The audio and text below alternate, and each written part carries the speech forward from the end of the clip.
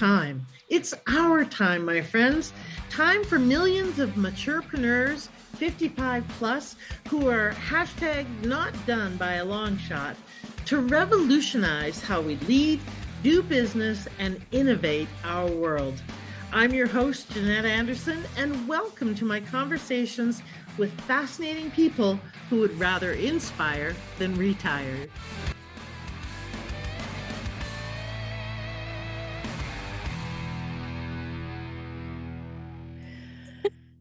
Hello, everybody, and welcome to this episode of the Maturepreneur Podcast. I am here with the fabulous, lovely, and ever so entertaining Judy Wong.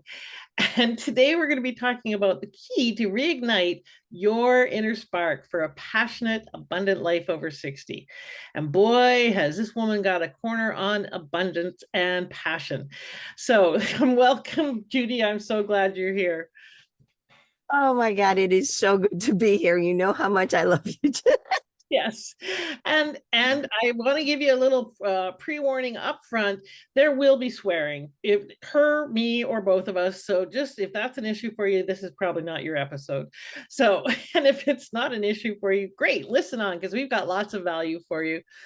So today we're going to be talking about never being too old, and it's never too late. And we're living a lot longer. So this is, how do we rewrite our narrative and really keep that spark alive? So as Judy says, it's not about a fountain of youth, it's about a fountain of life. So let's do that. So let me tell you a little bit about Judy and the official bio, and then we're going to find out the unofficial juicy tidbits behind the scenes. Okay, so Judy Wong, or as it says here, the Judy Wong, is an international educator, energy accelerator transformation coach, that is a mouthful, consultant, and international speaker. She is Mindvalley certified coach and certified in hypnotherapy, Silva method, an instant miracle method practitioner, a published poet, and a best-selling author. Girl, you're busy. She draws on over 60 years in the arts, various education, and business industries to guide clients to raise their fountain of life and live life for living. So awesome. Congratulations on all of that, and welcome. Do you get tired listening to your own bio? The funny part is, if I gave you my full bio, that would take days to read. I know. I'm the same. That's yeah. Well, that's the advantage of living a lot longer, is we have lots more stuff done, and some of it's really fun. So speaking of which, tell us something about you we would never guess from reading your website or bio or anything like that. Maybe something your friends don't even know. Come on, juicier the better. Oh my, juicy. Well, I thought I'd try and explain the Judy Wong. Okay. So I am actually an over 60 plus year veteran entertainer. Mm-hmm. And my youngest son decided to go into the business. So while I was signing him up with the unions and everything, I thought, oh, well, I haven't worked in a while. I've sort of taken a hiatus. Let me, see what's going on around. And I found out there was someone going around saying that they were the famous Asian American actress from New York, Judy Wong. And I went, whoa, hold on a minute here. I may have been kind of on hiatus, but I'm not dead yet. Exactly. Well, was it another New York famous actress, or was she pretending to be you? No, she was a woman who decided to go into show business in her late 50s and was going around all these radio shows, purporting to be the famous Judy Wong. And yeah, she has Judy and she has Wong in her name, but she is not me.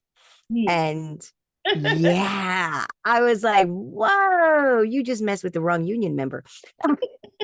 So and what kind of entertainment did you do in the past? I was an actress, singer, dancer, and a model. I was a quadruple threat. Oh my goodness, that's a lot. Okay, and so what would people have seen you in? What might they have It depends on your age. Well, most of the people listening Um, to this are our age, so yeah. If you were in the United States and you liked one of the things that they probably remember most is if you liked Dr. Pepper. mhm. Did you like Dr. Pepper? Do you remember years ago there was a whole campaign of singers and dancers, and they used to sing, "I'm a pepper, you're a pepper, we're a pepper. If you drink Dr. Pepper, you're a pepper to be a pepper. Drink Dr. Pepper." Well, I was a pepper. There you go. That's very cool. That's a very interesting distinction. I was a pepper. Okay. But yeah, it was funny because when I found that out, I was like, whoa, I'm not dead yet. Steve McQueen may be dead. You can have his name, but I'm not. And you can't have my name. I've had it since the 1960s. And so all of my friends and colleagues started renaming me as the Judy Wong, not the fake one. There you go. All right. Awesome. Well, let's talk about why you do this work. Why is this important to you? And why are you so passionate about helping people find the fountain of living or the fountain of life? Well, you see, I was turning 60 Mhm, and I was watching a lot of friends and family being put out to pasture. mhm. And I was getting married finally to my soul partner. Uh, And all I could think of was, about to embark on the most outrageous, fantastic, fabulous life of my adventures. And all of a sudden, all anybody wanted to talk to me about was, do you have your burial plans in place? And how are you surviving your limited income? And how are you retiring? And where and I thought all I could think of was, oh my God, I'm just starting out. What do you mean that's all over already? yes, I hear you. Absolutely. No, no, no, no, no. You can't do this to me. And the truth is, I mean, there was a time I've actually had more careers in my lifetime than most people in their families. Mhm, And there was a time that I worked on Madison Avenue as an advertiser and marketer. And so I know you tell somebody enough times, they start to believe it. And mhm, it was really irking me that our human lifespan is to 100 or more right now. mhm. And the only thing keeping us from it was us. Yes. And I thought, oh, no, no, no, no. Oh, I'm not having this. I'm expecting to have all my friends around me partying like hell through the end. Yes. And you know, and I realized a lot of the reason people were struggling with Mhm, their health, with their wealth, you know, with their abundance, their life, their social, was because they were telling themselves the wrong story. mhm. And I realized this myself because believe me, I started listening to that crap. I was like, oh my God, maybe I'm wrong about this. Oh, maybe I'm like, no, I am not falling apart at the seams. I don't know why they keep talking about like I'm falling apart at the seams. I'm not falling apart at the seams. My husband, who's in his 70s, the man complains to me that he only ran around for 10 miles today. I'm like, really? Obviously, because you're totally debilitated. Absolutely. Yes, those stories are outmoded. And it really is true. The quality of our life is dictated by the quality of the stories that we tell. So I Exactly. love that distinction. And I love the hell no, that's not going to work for me. So let's not do that. Because really, Mm-hmm. it is only our agreement that has us actually, buying into it. It doesn't mean that it's the truth. It just means we're agreeing with it. Um, Right. but you kind of stepped over something I want to go back to because we will come back to this topic. But you mentioned you got married at 60. How did that happen? And was that Well, your first marriage? no, it was my third. Okay. Um, So tell me how the you met first two your were husband at 60. the first two were like a joke, but no, they were okay. They were for the wrong reasons. And it's actually his third marriage too. It was funny because when we met, it Mhm. was I was rapidly approaching 60, and I met my husband totally by accident because um I had gone back to school, so I was hanging out with all these 20-year-olds who thought I was in my 30s. I wasn't going to correct them, but I love it. and one of them dragged me out to some horrible club that I didn't want to go to. So I was sort of dragged kicking and screaming to this club to see some local bands in New York and hang out and have some drinks and stuff. And there was, some local bands there. And there was the bands were trying to leave for the end of the day. And my girlfriend, who was like 30 sheets to the wind, attacked this poor musician trying to leave the club. And she was like grabbing him, like, where's the drugs? And what is that on your back? And he's like, my guitar. And I'm looking at this gentleman, this young looking gentleman, thinking, oh God, this poor kid. He's a nice kid. He obviously understands my girlfriend is 30 sheets to the wind and he's laughing. So he's not punching her out or anything. Because it was one of those horrible hipster type clubs, And it was really funny because I was thinking, okay, he probably needs a rescue at this point. Yes. So I intervened, told my friend back off, he's a nice kid. He played in a band and, I heard him playing earlier and he's fine. And shortly after that, he's like, oh, well, I'll stick around and have some drinks with you guys. And I'm thinking, oh no, Yeah. another 40-year-old kid who's going to say we look good together. And I don't look good together with kids who are old enough to be my children. And I don't know, he sits down. It was funny because my girlfriend's like, oh my God, somebody stole my jacket. And then he was very sweet, a real mensch. And he goes, look, you can't go home. It's January. It's freezing. She's wearing a tank top outfit. He takes his leather jacket off and he gives it to her. And he says, maybe he looks at me, he says, maybe we should help her go home. I said, yeah, that's a good idea. And then I felt bad because I was like, oh, this poor kid, he's a musician. And I know he just lost his ride home because the band cut out. Mhm. And I was like, now you're gonna freeze. Look, let me at least give you a ride home. Where do you live?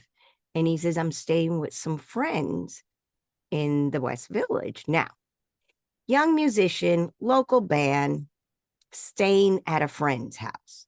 This translate to like homeless musician type, right? Yeah. So I'm thinking this poor kid, the least I could do, he gave my girlfriend his jacket. He's gonna freeze. Let me get him home at least. It's the least I could do, and I'll get his jacket back to him. Yeah. So I drive him back to his place and drop him off and go home. And before I before he got out of the cab, he's like, "Can we have some dinner sometime?" And I thought, well, yeah, sure. I mean, like, I owe this kid at least a dinner. He, gave my girlfriend his jacket, right? So she could go home and not freeze to death. So I said, yeah, here's my business card. And the next night he calls up and he says, would you mind if we grab a bite? I said, yeah, sure. And now remember, I think he's this young. I Mhm. mean, he looked like he was 40-ish years old, Yeah. and he was a guitarist in a local band. So I thought, okay, let's find someplace inexpensive in the neighborhood to go to eat, right? Mhm. And we couldn't because I live in the theater district, and on a Saturday, if it's before 8 o'clock, forget it. Mhm. So I finally said to him, there's a place around the corner for me. I can get in anytime I want, even if it's crowded, because I know the owner, you know. But let me warn you, it's a little on the pricey side, but don't worry about it. I was a full-time professor at the time. So I figured I have money. I could buy dinner, right? So he looked at me and he went, oh, do I look like I might be worried about the price? And I thought, okay, that's a very odd comment for a homeless musician to kind of say, right? And then I remembered right before he got in the cab, he was a little drunk. My girlfriend was drunk. I was the only one who was sober that night because she kept spilling my drinks, so I never got to drink them. So, so I was not paying attention to anything anybody said because I figured they were all drunk, right? When he was getting in the cab the night before, he said, "By the way, I'm a doctor." Oh. All right, Dr. Now, Musician. do Okay. you think who would believe that, right? I mean, who would believe a drunken musician telling you that? So when he said that the next day, I was like, "Oh my God, you're a doctor?" And he was like, oh God, did I tell you that? I must have wanted to impress you so you would have dinner with me. And I went, oh, that's pretty funny, because the truth is I don't go near doctors with a 10-foot pole, because I have this really weird, quirky thing about me that kind of makes me dangerous to be near doctors. So that there's a warning on my medical records. So I was like, that's pretty funny, and he goes, I said, but that's okay. Don't worry about it. I mean, what kind of doctor could you be, right? So he told me he's a dentist. And I went, oh, that's pretty funny. He goes, why? I said, because it's the only kind of doctor that can actually come near me safely. And so this ended up being your husband. So he was Yes. obviously a lot older than he looked as well. Yes. Well, Yes. the funny part is when we sat down to dinner, he started off a very wacky sort of way of conversation, and then apologized that he didn't know how to start a conversation because he hadn't been with anybody in 8 years and he never dates.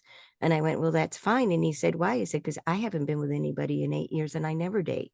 So Ah, neither of us had any idea how to have a conversation with another human being.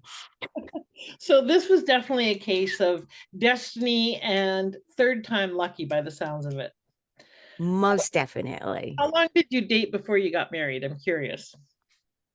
Uh, very short. Well, because and the reason I'm curious is not in any judgment, but I'm just curious because I think when we're older, we know our minds better, and we You know know, what workable and what's not. We've had experience. We know what our values are and what we will and won't tolerate. Was that part of why it was so short? Is you actually, it was really weird because when we first met, from literally the minute we met, it was, how when you see an old friend you haven't seen in a long time, it's like a comfortable old sweater. You yeah, already know the person. You finish each other's sentences. You already know how each other thinks. that's so That is what it was like when I first met him. okay. And so I just figured I might have seen him on the scene somewhere. He was playing a gig, or, I must have met him somewhere around, hanging out with my young friends and shit. And and then when I found out that he was actually from New York too, I was like, well, I must have met you somewhere before. We just don't remember. We literally went through our whole timeline. And you'd never, And but you were destined to meet. well, the weird part was we had almost identical, like, parallel timelines, to the point that we were at times in the same places at the same time and didn't know it. Wow, So I truly believe the universe, when it's going to put you with somebody, it waits until it's the right time. yes. Awesome. I love that story. And I think it's further proof that it's never too late on a Nope. variety of fronts. And that gives me some hope, Judy, I gotta tell you. I haven't had my two starter husbands. I figure I'll just roll it all up into the final one here. So tell Well, me, I have to tell you that I have to tell you this. So just so you understand, I didn't look for the other two either. okay, The well, first one, the first one, the only reason we got married is we needed a theme for our party. And he said, let's get that's legal. not I said, very sure. good. I've never done that before. That was a dumb thing to say for me. But so the second one was because I was pushing 40 and I was like, I think I want to have a child. Mm, And that's yeah, was also not probably the best idea either. But exactly. Not necessarily the best at reasons for getting married, but hey, we all get where we get. Every path we take. So tell me, how long ago did you, because you mentioned you were a professor, so how long ago did you start your business? this newest one as a coach, about 4 or 5 years ago. Okay. And what made I've only been doing it for about 5 years. okay, what made you decide to do that? Well, I was an international English educator and I was speaking across the global stages. And I did a lot of pedagogical talks, except as time was going, as we were approaching COVID time, I was seeing a lot of friends being put out to pasture, Mhm. friends, colleagues. And because the truth is that our generation actually has the greatest number of teachers in it. Mm, And it's a lifestyle. And it was a hard thing for people. to be suddenly being put out to pasture. Mm-hmm. And I noticed that people were struggling, friends, Mm-hmm. and then they were like, they kept coming up to me going, I don't get it. How is it you look 10 years younger and you seem to have more energy than we do? And I'm like, it's a life thing. It's a life choice. Mm-hmm. Um, and they started asking me to help them out in finding a new direction Mm-hmm. and getting back their life. And so I was working with people one-on-one, and then slowly my talks, my international talks on education, started pivoting from strictly pedagogical talks to pedagogical wellness talks. Mm. So And then, I'm yeah, we yeah, rapidly approached COVID, and, you know, okay. So just define pedagogical for those who don't know what that is. I talked on teaching and how to teach things and educational, uh, informational stuff. Right. Because I was a teacher, Yeah. and so it was about that. And it started going from there to just talking about being a teacher and what we do as teachers, to how to be a teacher and be healthy in mind and body, not just because it's a very stressful profession. Most of us don't go into it for the money, we go into it for the outcome. Right. Um, and I just, I was seeing too many people who had so much going for them Mm-hmm. just feel lost.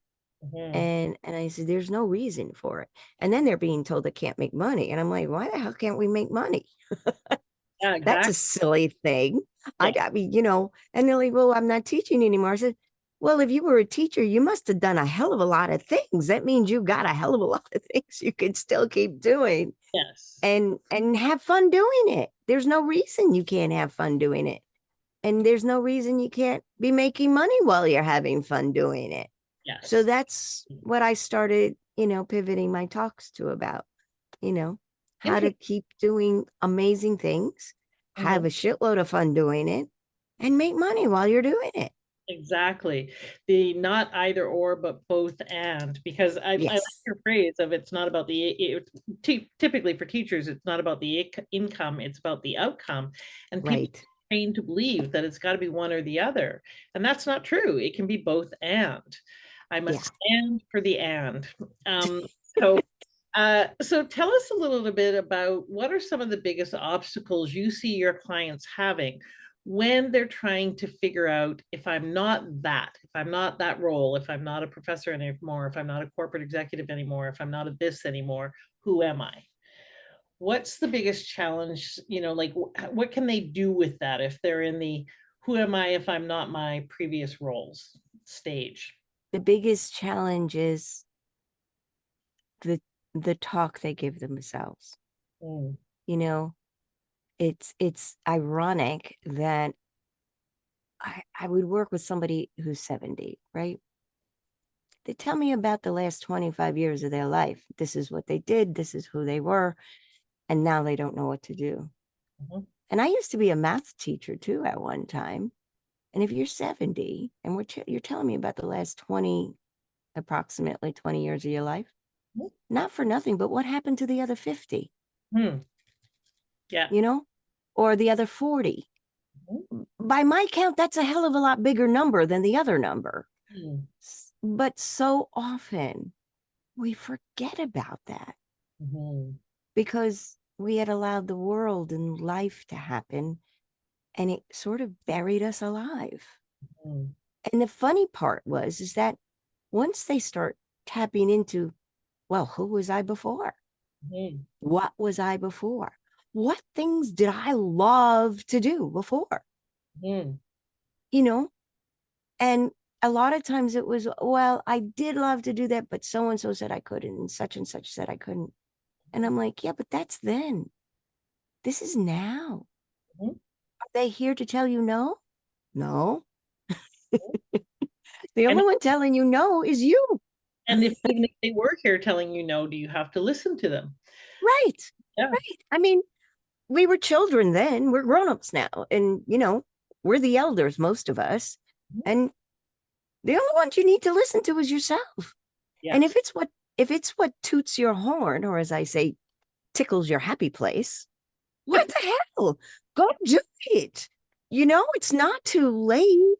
But so often we're being told it's too late. Yeah. And it's never too late. Exactly.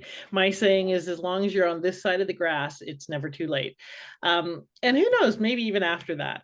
I love that the frame of if it tickles your happy place. I think that's a great way to have as a criteria. So let's talk a little bit about possibility thinking, because there's a lot of people of any age who think that all they can do is what they have done, all they can be is who they have been.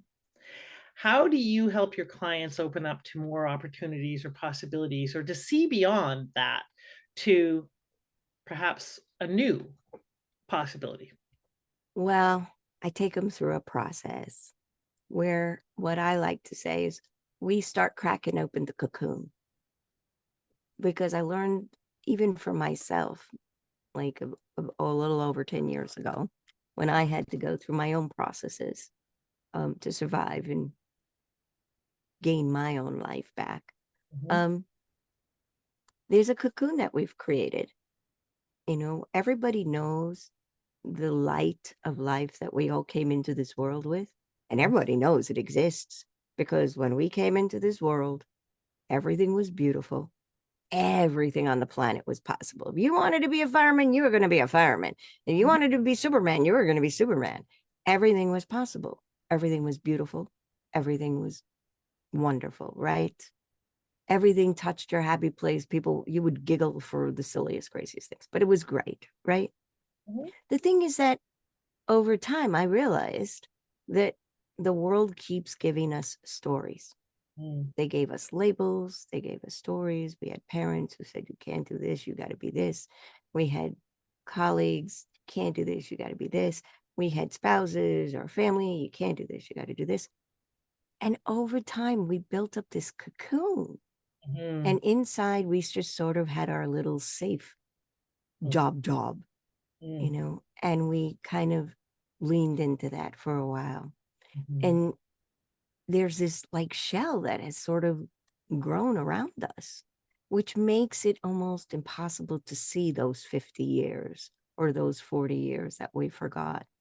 And so I take them through a process where we crack it open. Mhm. Like I said, it took you 70 years to wrap it up. You can't do it overnight, but we could do it in a lot less than 70 years. Mhm. Yes, exactly.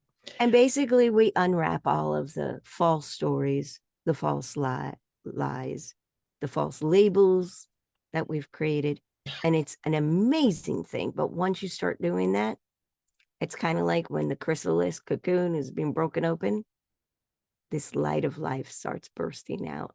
And I never even have to tell these people anything. All they do is like it. And I kind of get high when I see this happening, because it's kind of cool. Because all of a sudden, when they hit the crack, it's like, oh my God, Judy, did you know I used to, and I used to love this, and I used to do that, and this. And it's like it comes out like a major Eruption. dam being broken, Yes. right?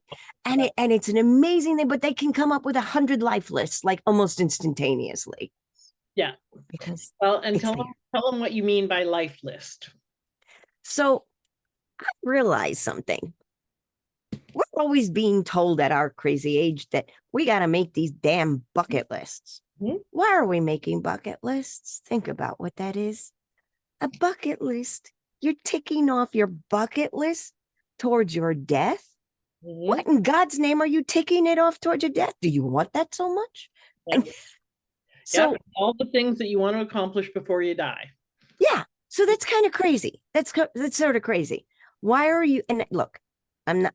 I used to be a science teacher too. Mhm. The human body is a corporal thing. It will expire at some point in time. Mhm. The truth is, though, you have no bloody idea when that's going to be.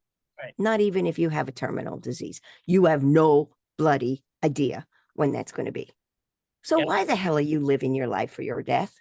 Mhm. It doesn't make sense. Live it for your life.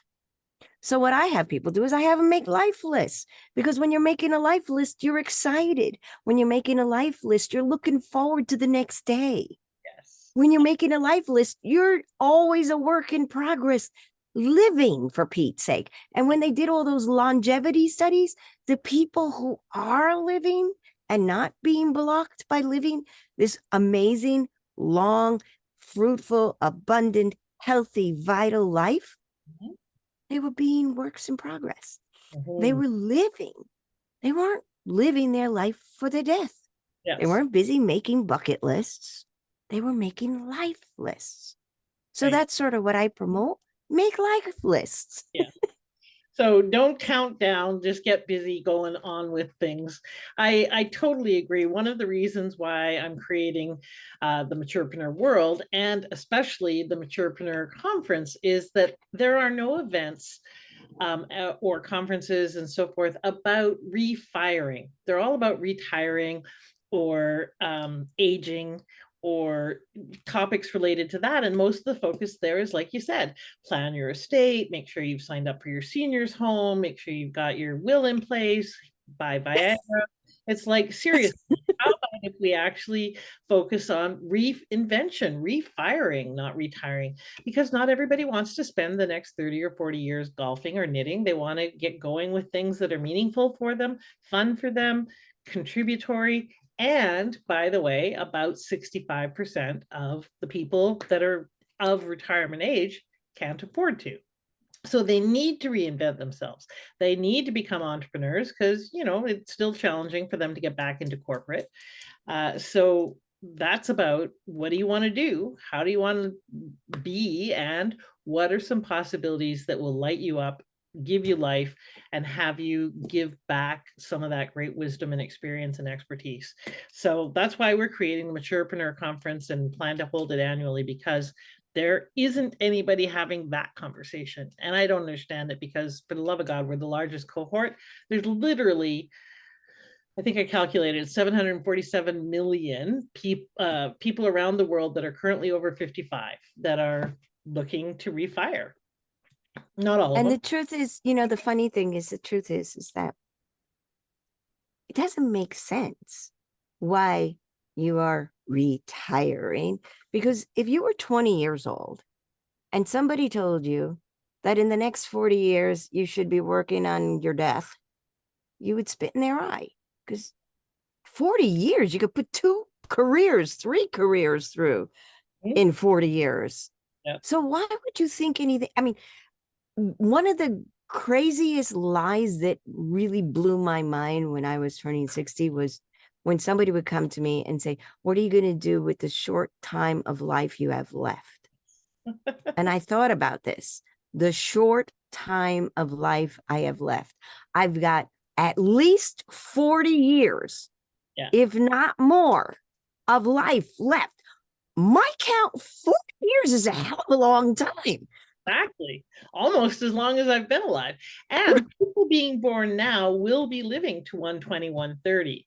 And what's fascinating to me, Judy? I know this would never be you, but the number of people who say, what are you going to fill all your time with? I'm like, oh my God, I cannot find enough hours in the day to do all the things that interest me, that I want to create, that I want to give back. I've got books in me that I don't have time to write yet because I'm busy building this world. How can you not find stuff to fill your days and your years and your decades with? Well, that's the whole thing, is because, okay, so it occurred to me, which is why I got into coaching, was that, you know, when we were kids, what were we taught? We were taught to be born, Mhm. to go to school, Yep. to have a job, not have a job, have a family, not have a family, retire and die, Mhm. right? Yep. It's crazy Yeah. because it made sense for my parents' generation. Science wasn't there Mhm. and they didn't live that long. The human lifespan was not that long. Mhm. But there is something called science and evolution, for Pete's sake. Mhm. And the human lifespan truly is to 100 or more.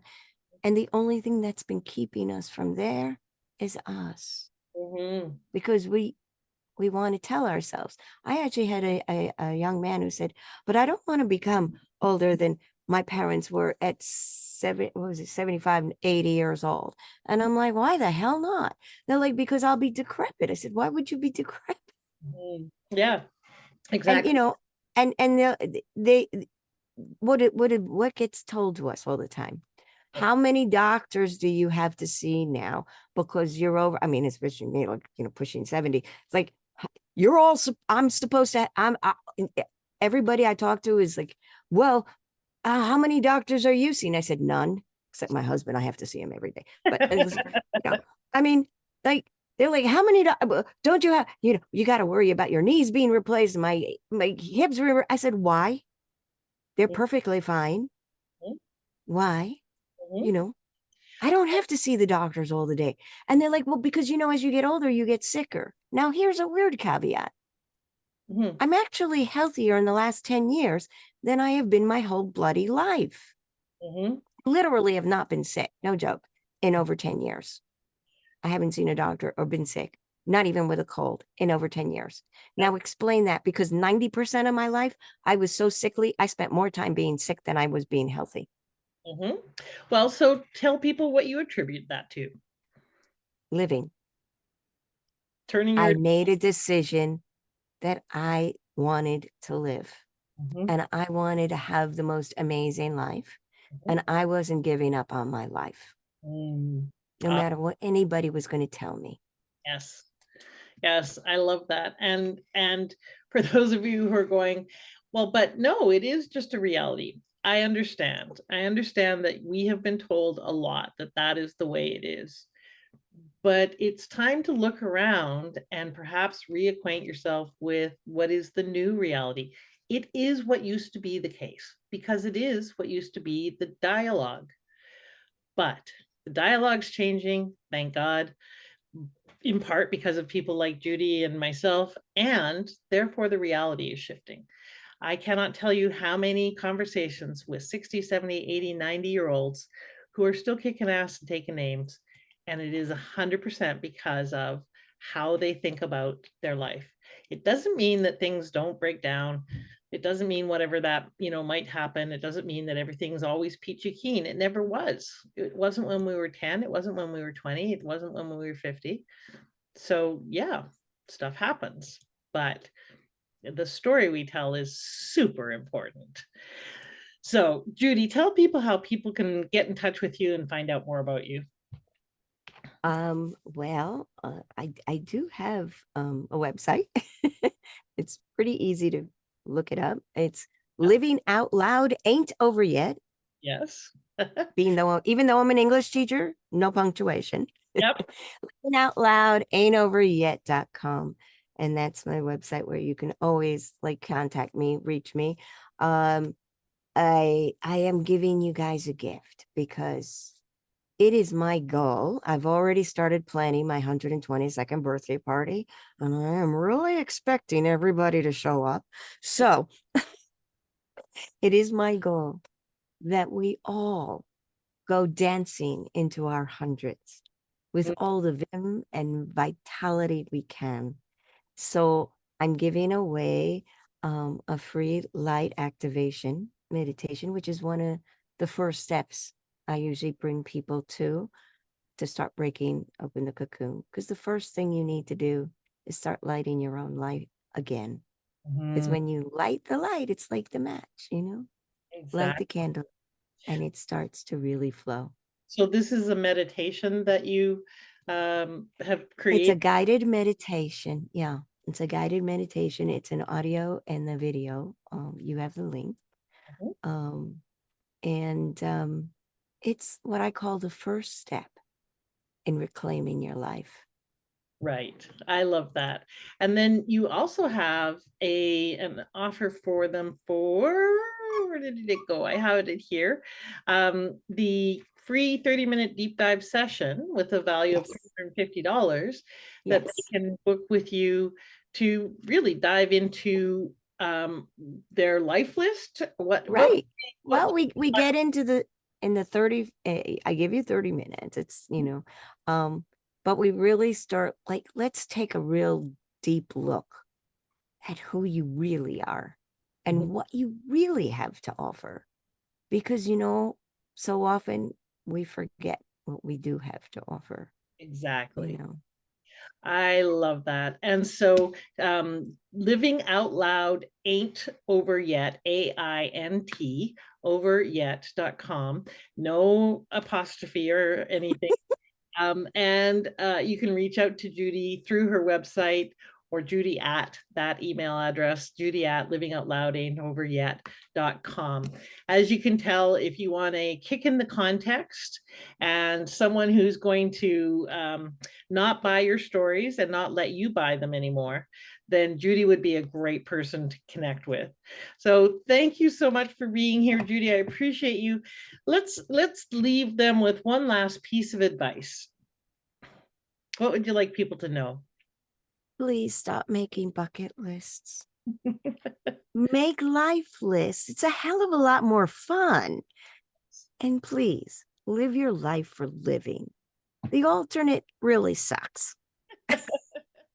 All right, I love that. On that note, everybody, by all means, please do reach out to Judy and make your life list. And often that can be really facilitated more by having a coach. Get support. If you are thinking of becoming an entrepreneur, if you are thinking of moving into whatever a legacy project you may be doing, creating a nonprofit, a social enterprise, whatever you're up to, get support sooner rather than later. You may have lots of expertise, but you probably don't have lots of experience with starting successful businesses. And if that's the case, please reach out to me and we'll tell you all about the Maturepreneur Network and Maturepreneur Virtual University. And if you are someone who is just ready to get going on life, reach out to Judy, people like her, to support you in your next venture, whatever that's going to be. Thank you so much, Judy, for being here. Thank you for my listeners. Please share this podcast with others that you think would enjoy it.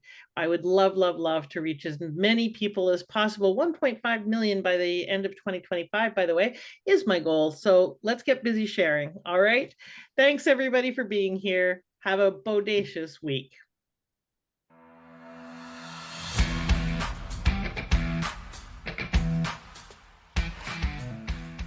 Thank you for listening. I'd love it if you left a comment and subscribed. And I encourage you to apply one aha from this interview right away so you can turn your wisdom into wealth and your contribution into positive change. Bye for now.